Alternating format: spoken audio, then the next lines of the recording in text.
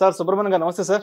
నమస్కారం విష్ణు గారు. చాలా మందిలో వింటుంటాం 40 ఏళ్ల వయసు వచ్చేసి 45 వచ్చేసినాయి, మోకాళ్ళ నొప్పులు స్టార్ట్ అయినాయి. అవును. సో మరి మోకాళ్ళ నొప్పులు వచ్చాయంటే హాస్పిటల్కి వెళ్ళి వైద్యం చేయించుకోవడం ఒక్కటే మార్గమా, లేదంటే వేరే ఇతర ప్రత్యామ్నాయ మార్గాలు ఏదైనా ఉన్నాయంటారా సులువుగా పాటించడానికి? ఖచ్చితంగా ఉన్నాయి విష్ణు గారు. ఎలా అంటే ఇప్పుడు 40 సంవత్సరాల తర్వాత రావడానికి గల కారణం మీరు అడిగినారు. వయసు పెరిగే కొద్ది ఇప్పుడు మనకు మెడికల్ అండర్స్టాండింగ్ లో ఒకటి ఉంది. 40 సంవత్సరాల దాకా మనం ఏం చేసినా శరీరం మనం చూసుకుంటది. 40 సంవత్సరాల తర్వాత శరీరాన్ని మనం చూసుకోవాలి. ఎగ్జాక్ట్లీ. వయసు పెరిగే కొద్దీ స్టామినా కూడా తగ్గుతూ ఉంటుంది. ఈ మోకాళ్ళ నొప్పులు వచ్చినాయి అని అంటే 90% ఆఫ్ సిచ్యువేషన్స్ లో, అంటే ఒకవేళ ఏదైనా ఎగురు దూకి ఎక్కడి నుంచైనా పడి యాక్సిడెంట్లు ఇలాంటివి అయిన సందర్భాల్లో తప్ప మామూలు సందర్భాల్లో మోకాళ్ళ నొప్పులు వచ్చినాయి అని అంటే 90% ఆఫ్ సిచ్యువేషన్స్ లో మనం ఆలోచించవలసింది ఏంటంటే మోకాల్లో ఉన్న గుజ్జు, దాన్ని మెడికల్ భాషలో ఏమంటారంటే ఆర్టికులర్ కార్టిలేజ్ అని అంటారు అనమాట. మృదులాస్తి అంటారు మన తెలుగులో. ఈ గుజ్జుకి ఏదో సమస్య వచ్చింది అని చెప్పడానికి ఈ నొప్పి వస్తుంది అనమాట. అప్పుడు మీరన్నట్టు ఏం చేస్తారంటే నొప్పి రాగానే నొప్పి వచ్చింది కదా అని ఆ నొప్పిని అనగదొక్కడానికి ప్రయత్నిస్తారు, కానీ అది కరెక్ట్ కాదు. ఇనిషియల్ గా నొప్పులు వచ్చిన సందర్భాల్లో ప్రజలు ఆలోచించాల్సిన విషయం ఏంటంటే ఈ తగ్గుతున్న గుజ్జుని మనం ఎలా పెంచుకోవాలన్న ఆలోచన చేయాలి, కానీ షాప్కి వెళ్ళి ఒక టాబ్లెట్ తీసుకొచ్చి వేసుకునేసి తాత్కాలికంగా నొప్పి తగ్గించడం మాత్రం చేయకూడదు. దానివల్ల ఏమవుతుందంటే, ఫర్ ఎగ్జాంపుల్ ఊహించండి, నాకు మోకాళ్ళ నొప్పులు వచ్చినాయి, ఒక మాత్ర తీసుకొచ్చి చేసుకున్నాను, ఒక అరగంటలో నొప్పి తగ్గుతుంది, ఒక 5-6 గంటలు ఉపశమనం దొరుకుతుంది. ఇదే కావాలి దీనికి సొల్యూషన్ అని చెప్పేసి నేను 1 సంవత్సరం 2 సంవత్సరాలు గడిపేసినాను అనుకోండి, ఈ గుజ్జు పూర్తిగా కరిగిపోద్ది. ఈ గుజ్జు పూర్తిగా కరిగిపోయిందంటే అప్పుడు మీరన్నట్టు ఆపరేషన్ ఒక్కటే శరణ్యం. ఇప్పుడు ఆపరేషన్కి పోతే మీకు తెలిసి ఎలాంటి కాంప్లికేషన్స్ ఉంటాయి. ఒకవేళ 50 సంవత్సరాలు 60 సంవత్సరాల వయసు ఉన్న వాళ్ళు ఆపరేషన్ పోయినారంటే వాళ్ళలో డయాబెటీస్ ఉండొచ్చు, హైపర్ టెన్షన్ ఉండొచ్చు, ఇతరత్ర ఆరోగ్య సమస్యలు ఉండొచ్చు. వాళ్ళల్లో ఆపరేషన్ చేసుకుంటే కొన్ని సందర్భాల్లో అవి వికటించవచ్చు, వాటి వల్ల ఫర్దర్ పోస్ట్ సర్జరీ కాంప్లికేషన్స్ రావచ్చు.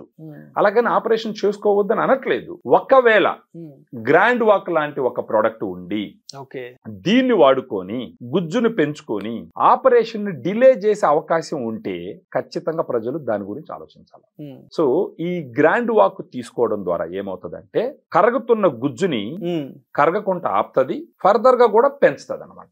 దీంట్లో ఉన్న స్పెషాలిటీస్ ఏంటి, అసలు దీన్ని ఏ విధంగా ఉపయోగించాలి, దీంట్లో ఎటువంటి న్యూట్రిషనల్ వాల్యూస్ ఉన్నాయి, ఎటువంటి ఇంగ్రీడియంట్స్ ఉన్నాయి, ఒకసారి డీటెయిల్ గా చెప్పగలరు దీని గురించి? ఖచ్చితంగా అండి. ఇప్పుడు గ్రాండ్ వాక్ అనే దాంట్లో 8 రకాలైనటువంటి డైటరీ సప్లిమెంట్స్ ఉన్నాయి. మెయిన్ గా మనం చూసినామంటే గ్లూకోజమైన్ 1.5 గ్రామ్స్ పౌడర్ ఉంటుంది. ఈ గ్లూకోజమైన్ అనేది ఇప్పుడు మీరు చూసినారంటే 50 సంవత్సరాల పైన నుంచి ప్రపంచం మొత్తం మీద వాడుతూ ఉన్నారు. దీంట్లో కాండ్రాయిటిన్ అని ఉంటుంది, 1.2 గ్రామ్స్ ఉంటుంది.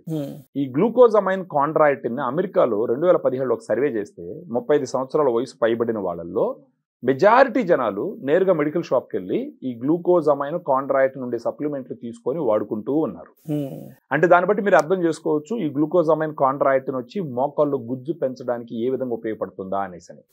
అది కాకుండా కొన్ని క్లినికల్ ట్రయల్స్ గ్లూకోజమైన్ 1500 mg, అదే 1.5 గ్రామ్స్ 1 సంవత్సరం పాటు వాడినారు అనుకోండి, తర్వాత ఆపేసినారు అనుకుందాం. అక్కడి నుంచి మోకాళ్ళ మార్పిడి ఆపరేషన్ చేయాల్సినటువంటి అవసరం ఒక 5 సంవత్సరాలు లేకుండా చేసిందని చెప్పేసి క్లినికల్ ట్రయల్స్ క్లియర్ గా చెప్తున్నాయి. సో వీటి రెండింటితో పాటు దీంట్లో అన్డినేచర్డ్ టైప్ 2 కొల్లాజన్ అని చెప్పేసి 40 mg, బోస్విల్లే సెరాటా ఒక ప్లాంట్ ఎక్స్ట్రాక్ట్ 250 mg, కుర్కుమిన్ పసుపు నుంచి తీసినటువంటి ఎక్స్ట్రాక్ట్ 1.5 గ్రామ్స్, తర్వాత పైనస్ జెరార్డియానా బార్క్ ఎక్స్ట్రాక్ట్ అని చెప్పేసి 100 mg, పైపరిన్ మిరియాల నుంచి తీసినటువంటి extract 15 mg, vitamin C 80 mg. So మొత్తం కలిసి ఈ సాచెట్ లో మీరు చూసినారంటే 7.5 గ్రామ్స్ పౌడర్ ఉంటుంది. దీంట్లో ఎందుకు ఇంతంత డోస్ ఇవ్వవలసిన అవసరం వచ్చింది అని అంటే పరిశోధనలు చేసినప్పుడు, అదే క్లినికల్ ట్రయల్స్ అంటారు, ఆ క్లినికల్ ట్రయల్స్ చేసినప్పుడు ఈ మోతాదులో వాడినటువంటి సందర్భాల్లో మోకాల్లో గుజ్జు పెరిగి వాళ్ళ నొప్పి తగ్గి వాపు తగ్గి వాళ్ళు ఫ్రీగా నడవగలిగినటువంటి సిచ్యువేషన్.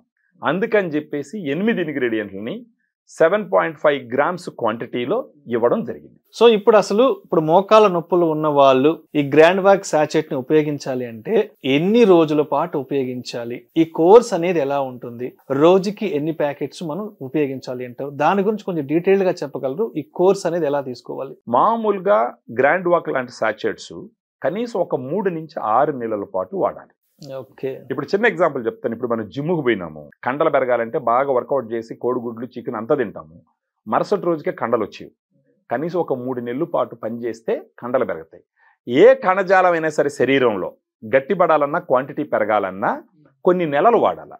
అదే విధంగా ఇది డైటరీ సప్లిమెంట్ కాబట్టి మినిమం 3 నుంచి 6 నెలల పాటు వాడితే గనక వాళ్ళల్లో వాపు సిగ్నిఫికెంట్గా తగ్గుతుంది, నొప్పి తగ్గుతుంది, గుజ్జు పెరుగుతుంది, ఫ్రీగా నడవగలరు. ప్రత్యేకించి ఇప్పుడు మనం చెప్పినప్పుడు 3 నుంచి 6 నెలలు అన్నప్పుడు ఇనిషియల్గా కొంచెం ఒకేసారి అంత కొనడానికి ఆలోచిస్తారనమాట. అందుకని కనీసం 1 నెల రోజుల పాటు వాడితే వాళ్ళలో కొంత మార్పులు చేర్పులు వాళ్ళకే తెలుస్తుంది. నొప్పి తగ్గడము, నడిచేటప్పుడు కొంచెం ఫ్రీగా ఉండడము, మోకాలు బాగా కిందకి పైకి వంచగలగడము, ఇవన్నీ తెలిసిన తర్వాత ఫర్దర్ గా వాళ్ళు కంటిన్యూ చేసుకోవచ్చు. రోజుకు ఒక సాచెట్ 150 నుంచి 200 ml వాటర్ లో ఈ పౌడర్ మొత్తం పోసి బాగా కలుపుకొని బాగా కరిగిపోయేటట్టు ఉదయం టిఫిన్ చేసిన తర్వాత కానీ, భోజనం చేసిన తర్వాత, మధ్యాహ్నం భోజనం చేసిన తర్వాత కానీ 1 గ్లాసు తీసుకోవాలి. అంటే రోజుకు 1 సాచెట్ తీసుకోవాలి. అట్ట నెలకి 30 సాచెట్లు తీసుకుంటే వాళ్ళ మోకాల్లో నొప్పి తగ్గడము, ఫ్రీ అవ్వడము ఇవన్నీ వాళ్ళకి అర్థమవుతుంది అనమాట.